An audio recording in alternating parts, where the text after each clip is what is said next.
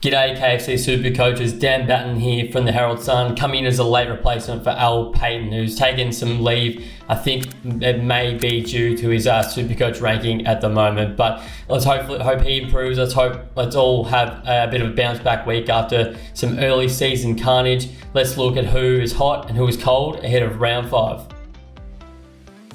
We are heading to gather round this week, and it is fitting that we start with an Adelaide player who is as hot as anyone in KFC SuperCoach. Jordan Dawson scored 173 points, an absolute monster against the Dockers, 27 disposals, 20 kicks, 6 tackles and a goal.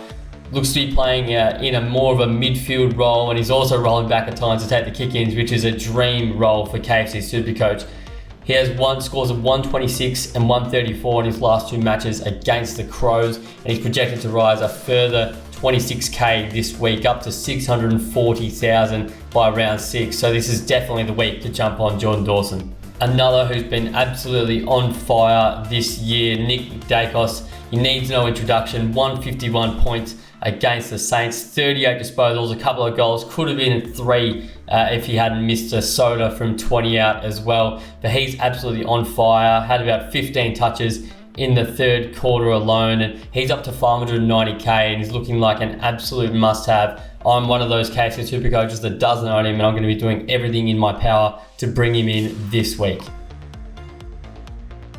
Looking at the other side of the ledger, Sicily started like a house on fire on the weekend with 35 points to quarter time, but fell away big time in the second half, winning just 3 disposals and going statless in the final term while manned up on Jeremy Cameron, who ended up kicking 7, so not a great job from Sicily there. He's still averaging a tick under 100, Sicily, so there's no need to trade him out. Fingers crossed Sicily can go back to his stat padding best up against the Giants this weekend. Sam Docherty has been a bane of frustration for KFC SuperCoaches this year. Those who decide to hold him have lost 78k on his starting price. He had 39 disposals and didn't even reach a ton last week. This week he hardly touched it, 19 disposals and 71 points against North Melbourne, but I guess we can probably cut him some slack, the inspirational blue, considering the club revealed on Tuesday that he'll miss 4 to 6 weeks with injury, so that makes him a definite trade. Some options you could look at potentially,